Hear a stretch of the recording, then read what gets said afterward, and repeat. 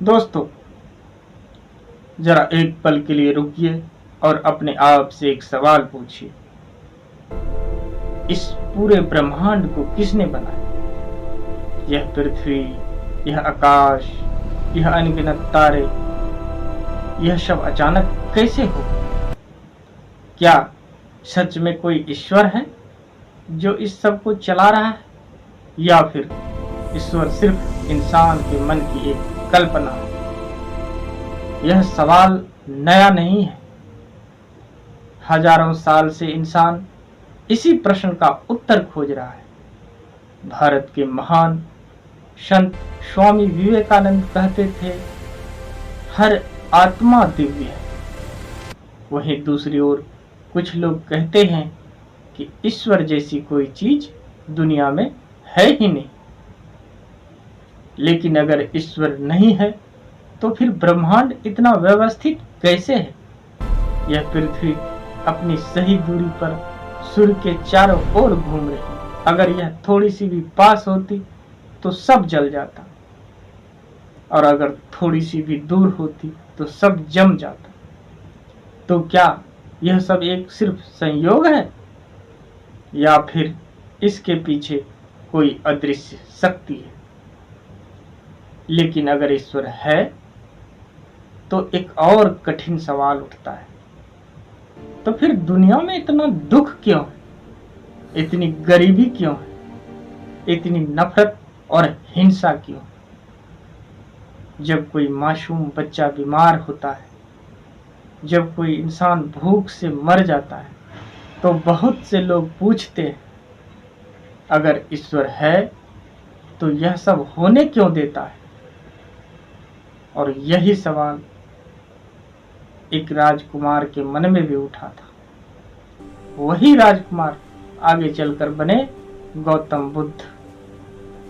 उन्होंने भी दुख देखा और सत्य की खोज में निकल पड़े।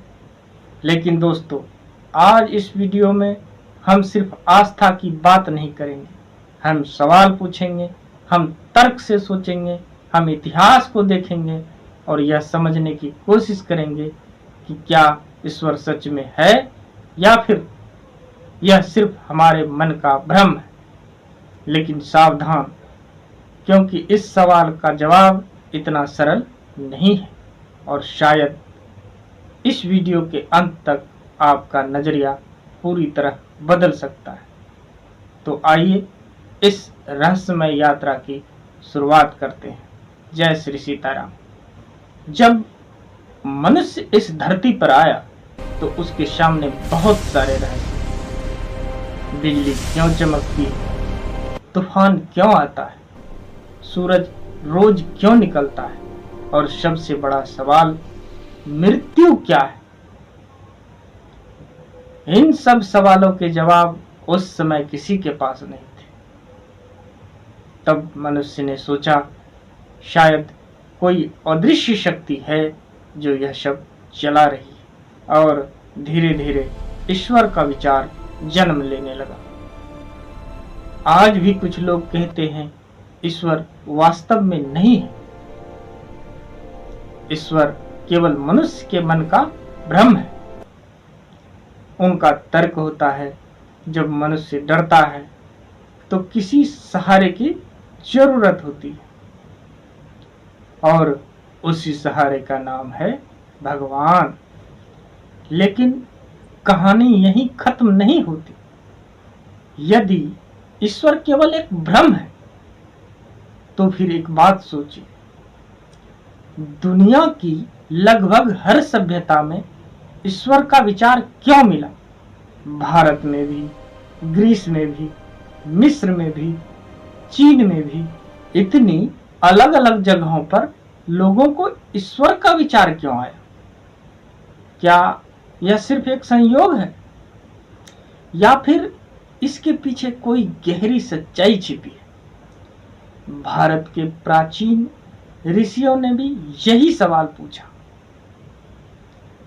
लेकिन उन्होंने केवल विश्वास नहीं किया, उन्होंने इसकी खोज की, इस पर रिसर्च किया,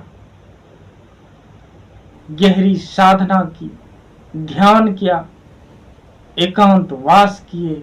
इस प्रश्न का उत्तर खोजने के लिए हमारे ऋषि मुनियों ने क्या नहीं किया, साधना, योग, और उसके बाद उसने अपने अनुभव से कहा कि सृष्टि में एक चेतना है जिसे हम ब्रह्म कहते हैं। यह विचार विशेष रूप से उपनिषद में विस्तार से मिलता है। इसको इस तरह समझिए कि समुद्र को देखिए, समुद्र में हजारों लहरें उठती है, हर लहर अलग अलग दिखाई देती है, लेकिन क्या लहर समुद्र से अलग है? नहीं, लहर समुद्र का ही एक रूप है। उसी तरह हम, आप, यह पूरी सृष्टि शायद उसी चेतना की लहरें। लेकिन यहाँ एक और बड़ा सवाल उठता है, यदि ईश्वर सच में है तो फिर हम उसे देख क्यों नहीं पाते? क्यों वह दिखाई नहीं देता? क्या ईश्वर कहीं छिपा हुआ है या हम ही उसे पहचान नहीं पा रहे हैं? यही रहस्य समझेंगे अब अगले भाग में। तब तक के लिए